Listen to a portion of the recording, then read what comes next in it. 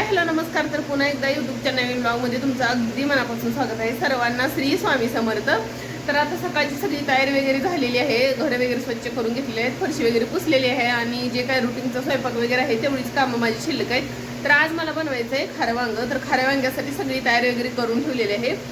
तर आता मला बनवायच्या होत्या बघा भाज्या. पहिल्यांदा मी बनवून घेणार आहे, खारं वांग बनवणार आहे, त्याच्यानंतर बनवणार आहे थोडेसे भजी बनवणार आहे, त्याच्यानंतर भाजी म्हणजे एक भाजीची पण तयारी करायची आहे. तर बघू आता सगळं एकत्र चिरून ठेवणार आहे. सुरुवातीला मी रोज डेली तसंच करते. सुरुवातीला काय करते, भाज्या वगैरे आहेत ना आपल्या 2-3 भाज्या आपल्याला काय बनवायच्या असतील, समजा आपल्याला रस्सा भाजी एक बनवायची असेल आणि याची आपली सुकी भाजी बनवायची असली तर मी काय करते, ती सगळ्या भाज्यांचं ना एकदाच तयारी करून ठेवते. तर इथं बघा वांग्याची सगळी तयारी करून ठेवलेली आहे.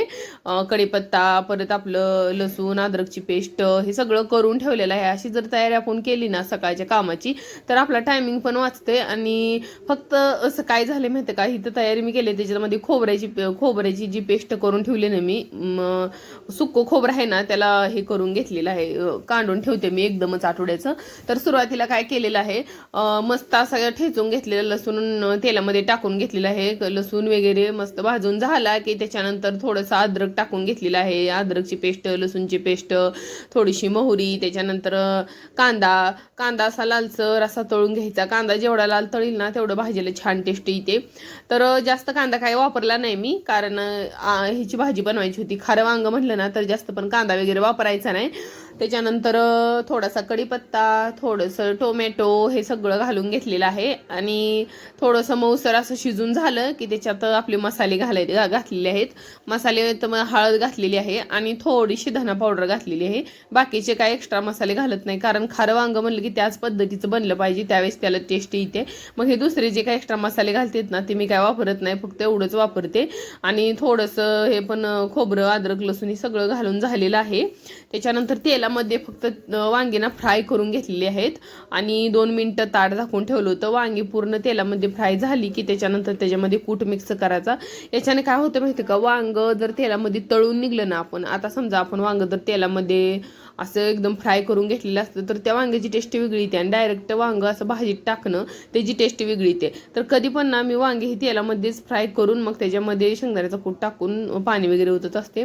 तर वांग्याला एक उकळी फुटली की त्याला ठेवून देते मी, कारण कट येण्यासाठी. तर त्याच्यानंतर इकडं तयारी चालू केलेली आहे, थोडेसे भजी करायचे आहेत. तर भजीसाठी ना असं कांदा वगैरे मगाशी चिरून घेतलेला होता भरपूर, कारण एकदमच अशी आपण तयारी करून ठेवली ना तर आपल्याला पण सोपं पडतं, एवढं काही ताण वाटत नाही स्वयंपाकाचा. एक अर्धा पाऊण तासात सगळा स्वयंपाक वगैरे होऊन सगळं किचन वगैरे क्लीन होतं 1 तासाभरामध्ये.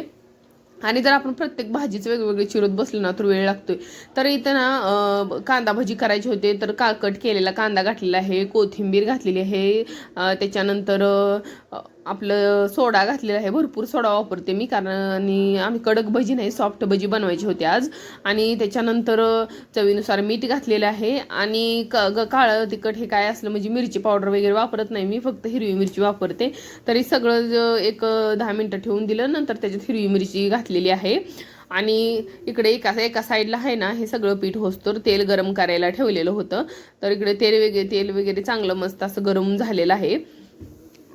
आता त्याच्यामध्ये भजी सोडून घेतले की मग फक्त आता इकडं पीठ पण मळून झालेलं आहे. चपात्या वगैरे केल्या की मग सकाळची कामं एकदाची होऊन जाते. भात पण एका साईडला लावून घेतलेला आहे मी, दूध वगैरे तापवून घेतलेलं आहे.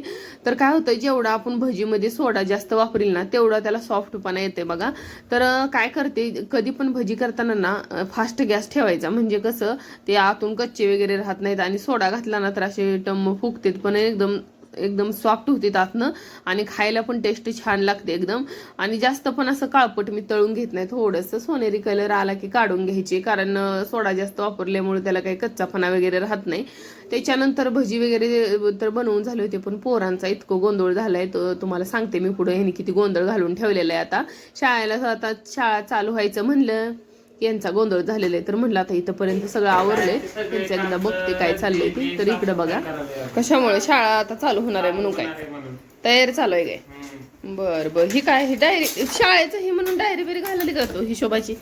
ही डायरीच आहे हिशोबाची, पप्पाची हिशोबाची डायरी घालायला.